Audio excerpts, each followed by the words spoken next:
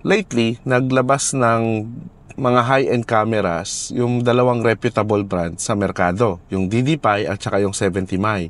Nilabas nila yung dalawang kamerang to na parehong high-end, yung 70mm 4K Omni 360 at itong DDPI C60.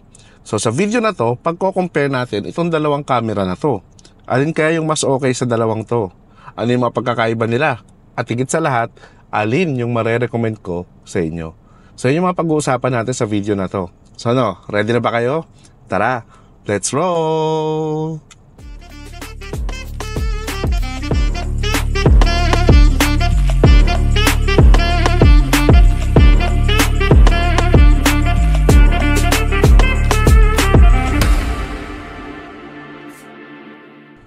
So ngayon guys, pag-usapan muna natin ano ba yung mga physical differences nila. Unahin muna natin itong DDPI C60. So itong DDPI C60 guys, ano lang siya, fixed lens siya. Hindi siya kagaya ng 70mm Omni 4K, no? At dahil kung 3 channel set yung bibili niyo, meron siyang kasama na Mini 2X na yun naman yung magpaharap sa cabin. So ang adjustment lang niya guys, ganito lang, tilt adjustment lang siya.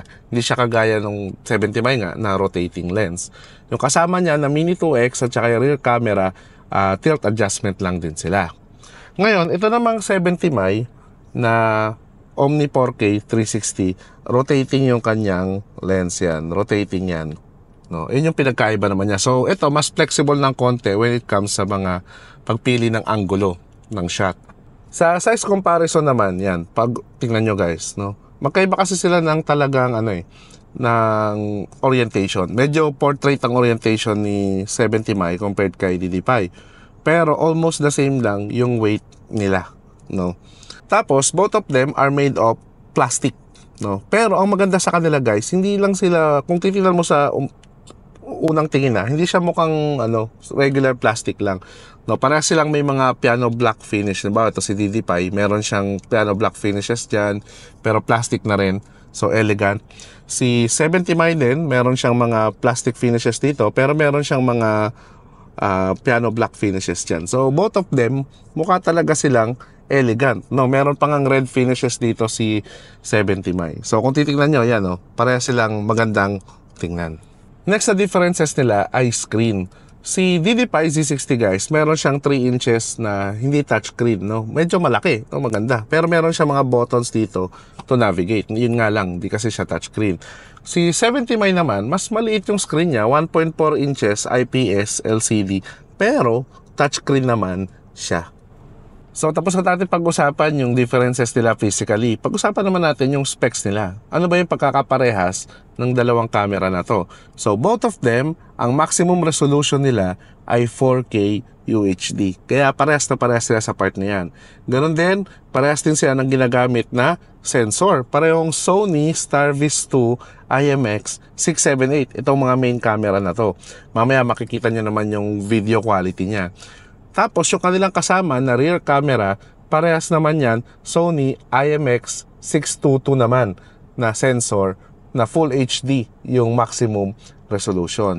Parehas itong may 5 GHz Wi-Fi support at ganun din, meron din tong 4G connectivity through their hardwire kit. So parehas silang may parking monitoring kapag ka nag-purchase kayo ng hardwire kit nila.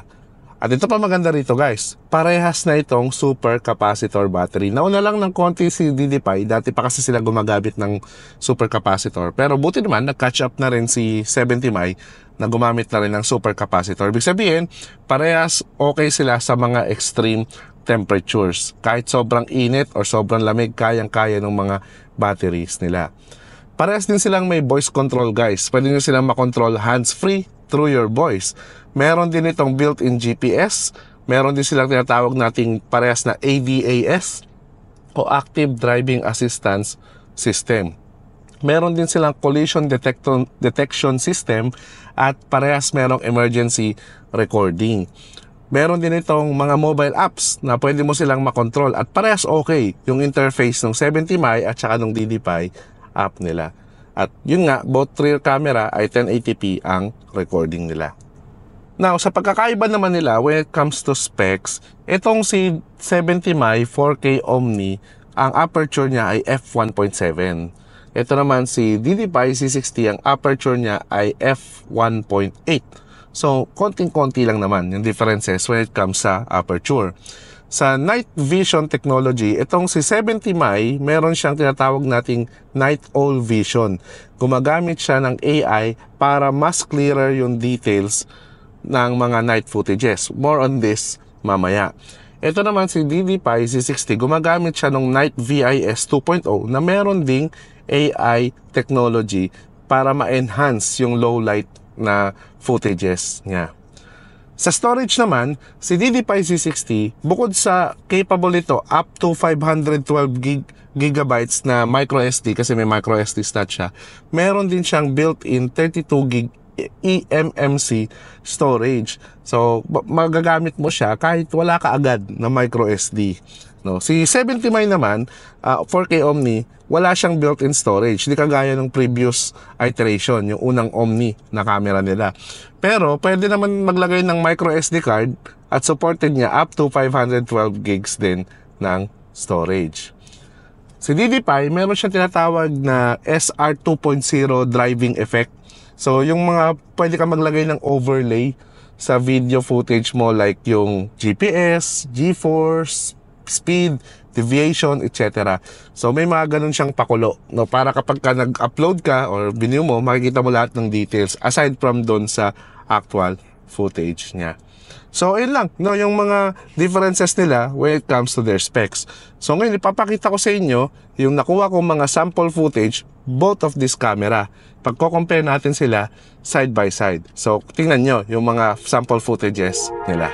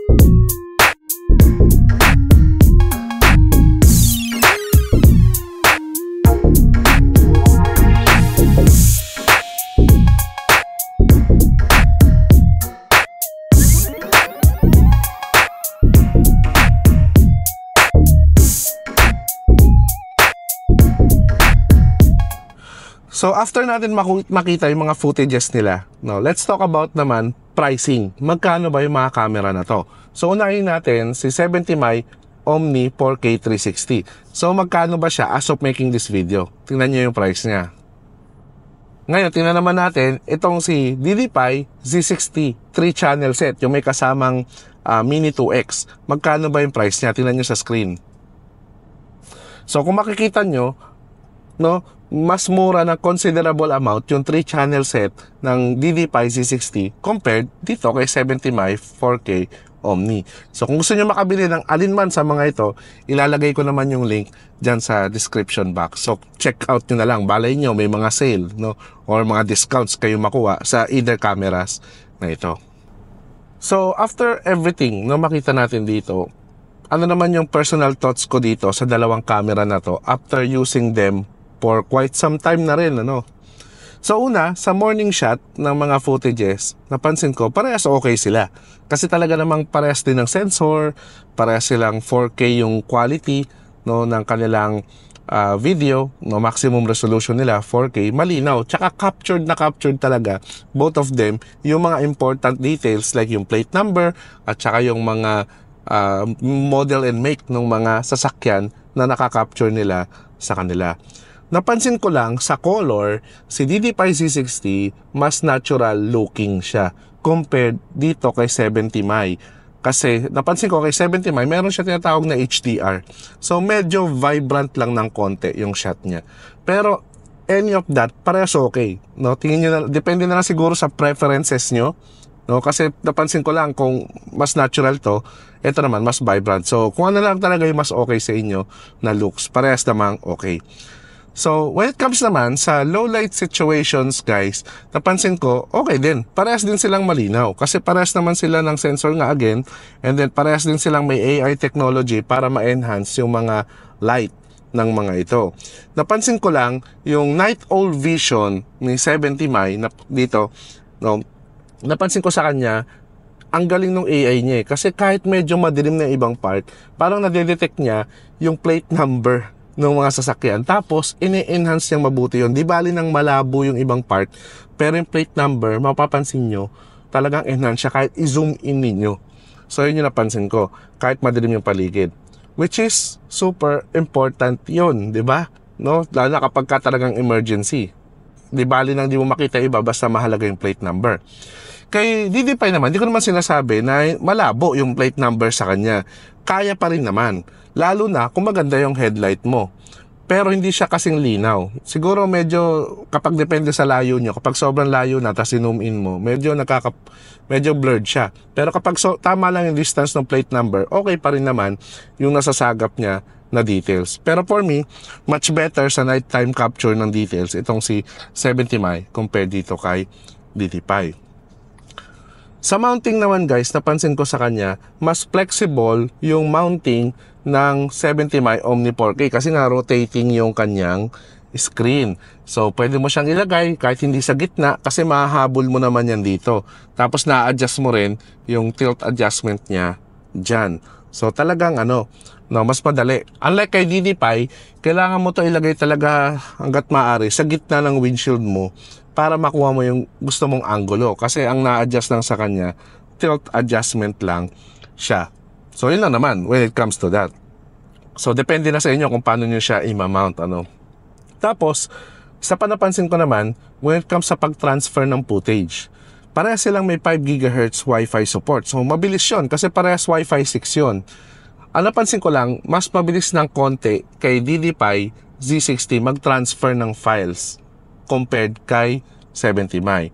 So, kasi meron tong turbo Wi-Fi support or something, no? Kaya yun yung napansin ko. So, kung madalas kayong kumukuha ng footage, much better to. Hindi naman sobrang significant, pero noticeable. Yun, noticeable yung pagiging faster ni DD5 compared kay 70 Mi sa mga file transfers. When it comes naman sa pag-install at pag-setup, parehas silang madali. Parehas kaya nyong gawin yan, guys. No, wag lang kayo magkakabit ng hardware kit kasi yun medyo complicated. Pero kung setup as it is, okay lang. Mas mabilis ng konti si 70 Mi kasi 2 channel lang siya. So, i-connect mo lang yung rear camera at saka yung front camera sa kanya. Yun lang yung i-wire nyo. Kay DD5 Z60 kasi, lalo na kung 3 channel set yung kukunin nyo, meron pang Mini 2X at piling cable. So, yun lang naman. Pero, kompleto naman sa instruction. So, kung susundin nyo lang instruction, hindi rin kayo masyadong mahirapan. Mas complicated lang ng konti si DD5 compared kay 70 Mi. When it comes naman sa kanilang shooting angle, napansin ko, okay itong pakulo ng 70 Mi sa totoo lang kasi 360 camera, rotating siya. So, makikita mo talaga lahat ng angulo lalo na kapag ka nakapark. No? Umiikot siya kusa through AI motion detection. Pero, yun nga lang, hindi lahat ng angulo nakukuhanan niya at the same time. Kasi nga, kung saan na nakatutok yung lens, dun lang nakukuhanan niya. Ito naman yung nagustuhan ko kay DD5 C60. Kasi nga, 3 channel set siya. So, itong main camera mo, fix na siya sa harapan. Meron kang Mini 2X na nakaharap sa cabin at meron ka pang rear camera na nakaharap sa likod. So, pwede mo rin pagpalitin si Mini 2X at saka yung rear camera mo for better naman sa likod. So, for me, kung naka 4G hardwire kit ka, mas bantay ka nito kasi kita niya yung harapan, kita niya yung loob, kita pa niya yung likod. Unlike kay 70 Mai, yun nga, one at a time lang yung pwede niya ma-view kahit pa rotating camera ito. So yun lang naman yung napansin ko when it comes to their views, no? So ngayon, nakita na natin lahat ng pwede pa natin makita dito sa dalawang camera na to, guys. So ano yung marirecommend ko sa inyo sa dalawang camera na to? To be honest, kung ang hanap nyo ay magandang image quality or video quality, you can go wrong to any of this camera. Parehos okay yung kanilang video quality kasi nga parehas sila ng sensor, parehas sila ng max resolution. Slightly better lang sa gabi talaga itong 70 Mai 4K Omni 360 kasi nga yung AI technology niya mas nare-recognize niyang mabuti yung mga plate numbers ng mga sasakyan na nasa harapan mo compared sa dito kay DD5. Pero parehas pa rin naman okay. Yun lang, kailangan lang talaga na much clarity lang talaga itong napoproduce niya. And yes, maganda yung pakulo nila na 360 rotating camera kasi nga itong 70 Mai makikita mo lahat. Ultimo yung pinakakasulok-sulukan na side kasi nga naro-rotate siya 360 degrees. Pero yun nga lang, one at a time lang yung makikita mo sa kanya. For me, mas okay pa rin yung 3-channel set ng DD5 C60. Kasi 3 cameras na siya agad, harap, loob, tsaka likod. Kitang-kita na niya kapag ka naka-parking surveillance kayo, sigurado kang bantay na bantay yon. Yun nga lang, may mga maliliit na blind spot. Kasi nga, hindi naman talaga to 360 camera. Pero yun, at least, mas kita mo sila ng sabay-sabay compared kay 70 Mai na one at a time lang yung angle na pwede mong makita. No need na siyang ipaikot-ikot. So, ayun, no? Siguro kung bababa pa ng konti yung presyo nito ni 70 Mai 4K Omni, mas magugustuhan ko siya. Pero for the time being, ito muna yung marirecommend ko sa inyo, yung DD5 C60. No, tough choice, pero for me, para sa akin mas gusto ko yung mga pros nito compared sa mga pros ng 70 Mai.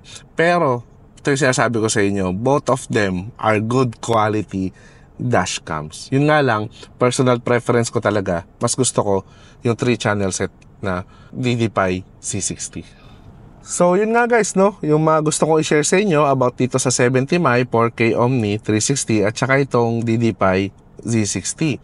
Again, kung gusto nyong mabili yung any sa dalawang to, no, click nyo lang yung link sa description box para makita nyo updated na pricing nila. At saka malay nyo, may mga sale sila or mga naka-promo or mga vouchers, no. So, kung nakatulong sa iyo yung video na to to decide kung alin sa dalawang camera na to yung bibilin mo, click mo naman yung like button. At kung di ka pa nakasubscribe, click mo naman yung subscribe button at notification bell para updated ka palagi sa mga latest happenings sa ating channel. So, to the next videos guys, always remember, drive safe and enjoy!